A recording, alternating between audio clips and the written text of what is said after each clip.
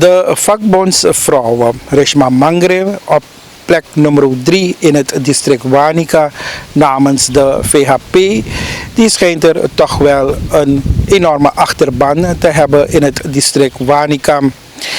Daarvoor hebben zij dan ook gezorgd dat zij een levensgrote billboard heeft gehad op de Leidingmarkt, welke op de hoek staat van Leiding 11A en de commissaris Wijtingweg. De onthulling die heeft er vanmiddag plaats gehad in aanwezigheid van mevrouw Reshma Mangre. TBN Prime Alert was er ook aanwezig, sprak met Mangre en zij geeft aan wat zij naast haar vakbondswerk verder wil gaan betekenen voor land en volk. Strijdvaardig en daadkrachtig, dat zegt uw billboard, welke nu onthuld is op de hoek van de Leiding 11A en de commissaris Wijtingweg. We staan er nu 2 weken voor de verkiezingen. Wat zegt dit aan u? Nou, dat geeft me een goed gevoel. U ziet zelfs enthousiaste bewoners hier van Leiding. En ze hebben me gevraagd om erbij te zijn. En ik doe het met alle plezier. Ze hebben met heel veel liefde en veel inspanning hebben ze dit gisteren gezet. En het is natuurlijk een mooi moment om dit samen met ze het bord te onthullen. Ik wil natuurlijk vanuit deze plaats zeker de bewoners hier van Leiding hartelijk dank zeggen. En ze vuren me aan. Ze zeggen ze willen ook verbetering hebben. Dat is waarvoor de VHP staat. En ik wil zeker een wezenlijke bijdrage leveren voor totaal Suriname, voor het totale Surinaamse volk. Maar ook voor de bewoners die vandaag hier heel enthousiast en blij zijn bij de onthulling van mijn billboard. Strijdvaardig en daadkrachtig, waarin? Ja, u kent mijn verleden. Ik kom uit de vakbond. Nou, ik ben het nog steeds, de voorzitter van de Bvl en de Als. En u weet, we hebben voor alle verworvenheden strijd geleverd. Dus ik ben een fighter en ik zeg ook om dit land mede te helpen redden, zal ik mij inzetten om Suriname weer leefbaar te maken. En ik ben iemand, als ik wat zeg, dan wil ik dat ook doen. Omdat ik vooralsnog soms mis dat we dingen zeggen, maar we doen het niet. Dus ik zeg ook aan de mensen waar ik Meet the People doe, we willen daden zien. De acties moeten komen. En daar is waar het volk naar smacht. Ze kennen de problemen, we kennen de problemen. Alles is duur, de prijzen in de winkels zijn onbetaalbaar. Slechte gezondheidszorg. Onderwijs, dat kinderen zijn geen betaalbaar onderwijs, geen goed onderwijs. Dus wat wij zeggen is, we willen met oplossingen komen. Dat is wat het volk ook wil horen. Ze horen de problemen elke dag, maar ze willen weten, hoe gaan we dat oplossen? En er is een wederopbouwplan, er is een partijprogramma van de VHP. En we hebben goed erover nagedacht als partij, als VHP. En we gaan komen met de oplossingen. En u bent nu in de strijd naar de verkiezingen toe. Hoe verloopt dat, mevrouw Mangre? Ja, het is vrij hectisch. Ik zit ook nog met de interviews, de persconferenties, maar ik doe elke dag Meet the People. Ik ga straks lopen met meneer Santokje zelf, Kwarasang. En het gaat goed, de mensen zijn blij om je te zien, maar ze vinden het ook leuk dat je dat luisterend oor hebt. En elke dag merk je hoe mensen verbitterd zijn en smachten naar die verandering. Dus ik hoop vanuit deze plaats, doe ik een beroep op elke rechtgeaarde Surinamer. Gaat u uw burgerplicht vervullen? Willen we verandering, dan moet de kiezer dat bepalen. Wij kunnen nog zoveel praten en alle dingen zeggen, maar een mindshift moet bij de burger ontstaan, moet bij de kiezer ontstaan. Dat willen we verandering, dat wij dat mede gaan helpen bepalen. En ik heb het ook mooi gezegd, ik heb voor mijn campagne bijvoorbeeld pennen.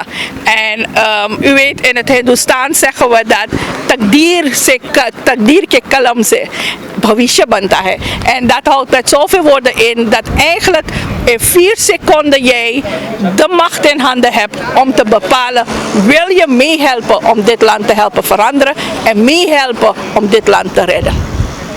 Had u van hieruit, mevrouw Mangre, toch wel, want in die 2 weken hebben we nog altijd van die zwevende kiezers. We hebben nog ook de first voters. Wat is uw boodschap richting hun? Ja, de first voters wil ik zeggen, u maakt het zelf mee. De lockdown, u heeft meegemaakt hoe de dingen duur zijn geworden. Zeker de studenten wil ik zeggen die op school zitten.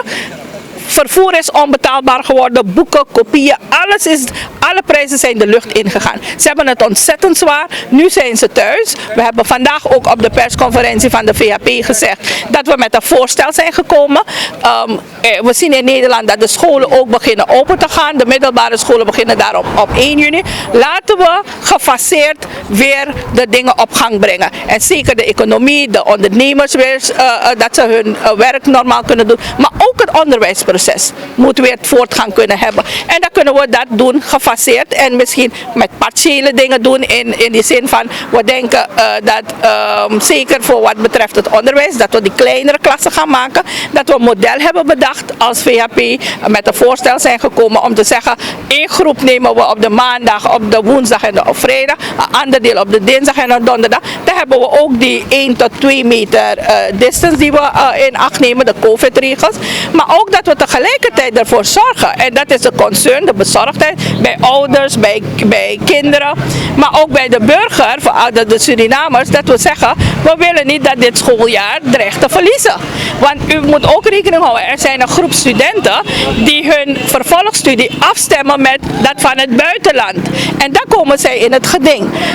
Voor wat betreft de middelbare scholen zitten we wel redelijk op schema. Dus ik denk voor de basisscholen en voor VOJ moeten we gaan kijken hoe we dat gaan oplossen. En er zijn modellen. We moeten alleen goed met elkaar communiceren. Laat mij vanuit deze plaats ook direct zeggen dat wij dat voorstel hebben gedaan. We willen zeker en zeker, ik wil niet op de stoel van de minister gaan zitten. We komen met suggesties en we gaan het samen moeten doen. De minister heeft geprobeerd natuurlijk, en het was misschien goed bedoeld, om afstandsonderwijs te geven, maar dat werkt niet. Ik ben elke dag in het veld en je krijgt geïrriteerde ouders, geïrriteerde leerkrachten, geïrriteerde leerlingen. En dat werkt niet voor het onderwijs.